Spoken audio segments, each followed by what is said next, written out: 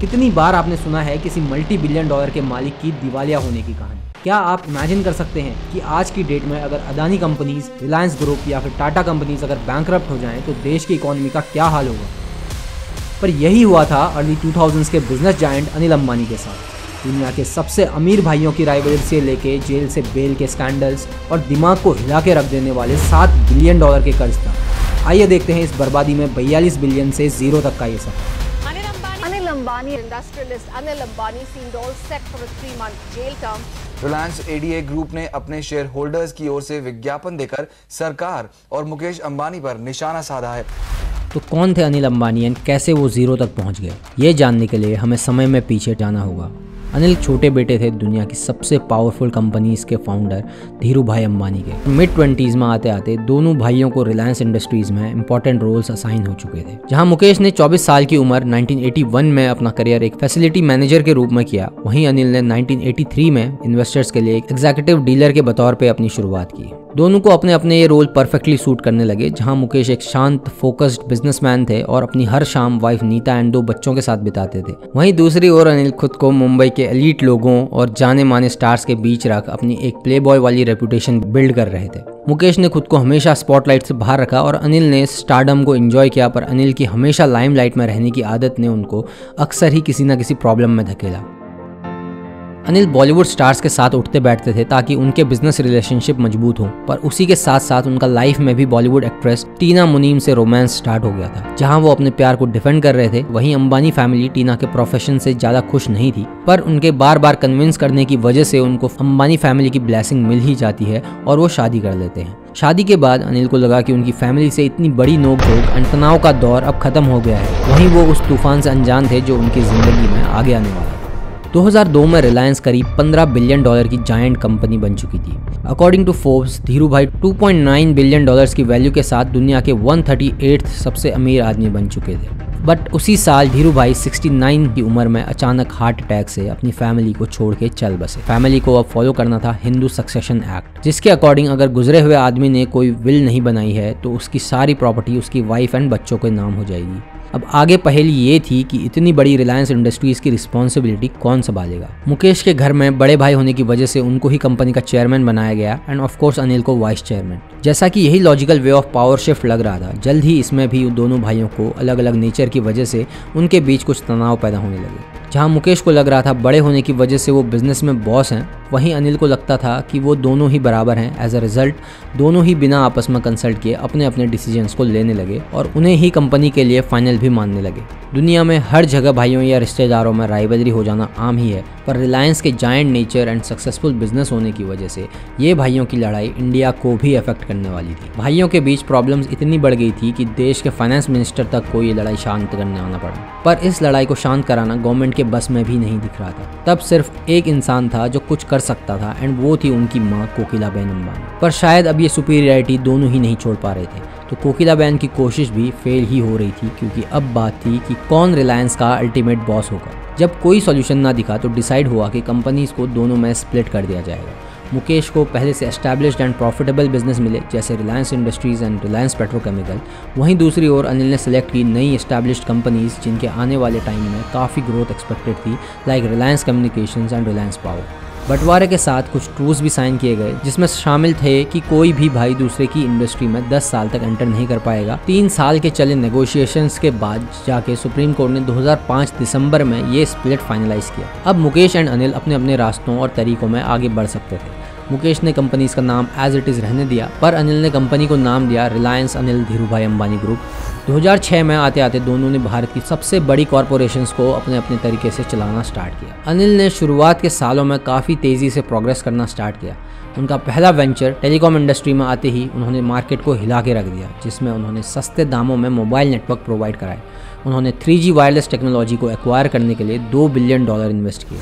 Early 2000s में 3G network take Heights पे था, जिसकी वजह से रिलायंस कम्युनिकेशंस इंडिया का नंबर 1 मोबाइल नेटवर्क प्रोवाइडर बन गया। अनिल अपनी सक्सेस को ऐसे ही कंटिन्यू रखना चाहते थे और उसके लिए उन्होंने 2005 में एक प्रॉफिटेबल मूवी थिएटर चेन भी खरीदा, जिसका नाम उन्होंने एड लैब्स फिल्म से बदलकर रिलायंस मीडिया वर्क्स कर दिया। 2008 आते आते अनिल 700 स्क्रीन्स के साथ देश के सबसे बड़े मल्टीप्लेक्स ऑपरेटर बन गए थे। इसी साल अनिल ने हॉलीवुड में भी कनेक्शन बनाए and American film maker Steven Spielberg की प्रोडक्शन कंपनी ड्रीमवर्क्स के साथ $1.2 बिलियन की डील साइन की। 2008 में अनिल अपनी पीक पे थे, जिस वक्त उन्होंने इंडियन स्टॉक मार्केट में रिलायंस पावर का IPO लाकर हिस्ट्री बना ली। कंपनी के शेयर्स 10.5 गुना ओवर सब्सक्राइब हुए और $3 बिलियन के सब्सक्रिप्शन सिर्फ 60 सेकंड में आ गए। पर अब भी उनको अपनी ये सक्सेस अपने भाई से कम लग रही थी, क्योंकि मुकेश उस वक्त उसी लिस्ट में उनसे एक कदम आगे 5th पोजीशन में थे। ये जेलेसी अनिल को शायद भारी पड़ने वाली थी और उसकी शुरुआत हुई जब रिलायंस कम्युनिकेशन को मार्केट में सक्सीड करने के लिए और सेल्स को बढ़ाना था, जिस एक्सपेंशन के फंड्स के लिए अनिल ने लोन्स लेने स्टार्ट किए। सिर्फ 3G कैपेबिलिटीज़ के एक्सपेंशन के लिए अनिल ने $2 बिलियन का फंड लिया, जो रिलायंस कम्युनिकेशन के टोटल डेट का 50% था। और ये सब हो रहा था आगे होने वाली डील से, जो थी Reliance communication and south African company MTN का एक मेगा मर्जर, जिनके मर्जर से ये दोनों ग्लोबली 70 बिलियन पे वैल्यू होने वाले थे। पर यह प्लान तब फेल हो गया जब 2005 की truce right of first refusal इस मर्जर के बीच में आ गई, जिसमें किसी भी सेल और मर्जर में पहला हक मुकेश को मिलना था। इसकी वजह से MTN लीगल इश्यूज के चलते डील क्लोज नहीं कर पाई और उनको इस मर्जर से विड्रॉ करना पड़ा। अब अनिल की डेट रीपे करने की आस टूट गई। चीज़ें अभी खराब होना शुरू हुई ही थी। 2011 में अनिल के मैनेजिंग डायरेक्टर और 2 वाइस प्रेसिडेंट को नेटवर्क लाइसेंस कंपनीज जिनमें रिलायंस कम्युनिकेशन ने इन्वेस्ट किया था, उनमें इलीगली उनकी प्राइस मैनिपुलेट करने के लिए अरेस्ट कर लिया गया। अब कर्ज और स्कैंडल का तालाब समुद्र बन रहा था। लोन्स को रिपे करने के लिए और लोन लेना था। 2012 में अनिल ने Chinese banks the industrial and commercial bank of China, China development bank and XIM bank of China से अनिल ने 1.2 बिलियन का लोन लिया to repay the total of 7.19 billion. Anil इन प्रॉब्लम में उलझे ही थे कि एक और प्रॉब्लम ने दस्तक दिया। फैमिली एग्रीमेंट की वजह से मुकेश को इस बात पे एग्री रहना था कि अनिल की पावर कंपनी को गैस एंड फ्यूल गवर्नमेंट के प्राइस के हाफ प्राइस में देंगे, पर इस बात को कोर्ट पे इनडायरेक्टली ले जाया गया एंड कोर्ट ने ये प्राइस देश में लागू गवर्नमेंट प्राइस में देने के ऑर्डर दिए। एज अ रिजल्ट मुकेश की गैस कंपनीज का प्रॉफिट डबल हो गया। ये मूव अनिल को साजिश लग रही थी और ये बात उन्होंने पब्लिकली कही कि मुकेश अपने कॉन्ट्रैक्चुअल ऑब्लिगेशंस को ट्रिक करके चेंज कर रहे हैं। RIL has tried every trick in the book and apparently several outside the book to back out of its solemn legal and contractual obligations. Court का डिसीजन मुकेश की कंपनीज के favour में होने की वजह से अनिल की सारी लिस्टेड कंपनीज के प्राइस गिरने चालू हो गए। कई कंपनीज में कोर्ट केसेस चलने की वजह से दोनों ने डिसाइड किया कि 2005 का वो ट्रूस अब खत्म कर देना चाहिए और एक नया एग्रीमेंट साइन हुआ। मुकेश 2022 तक गैस बेस्ड इलेक्ट्रिसिटी प्रोडक्शन में नहीं आ सकते थे, बाकी इंडस्ट्रीज में दोनों अब कम्पीट कर सकते थे। सितंबर 2016 में मुकेश एक मोबाइल नेटवर्क कंपनी लॉन्च करते हैं, जियो।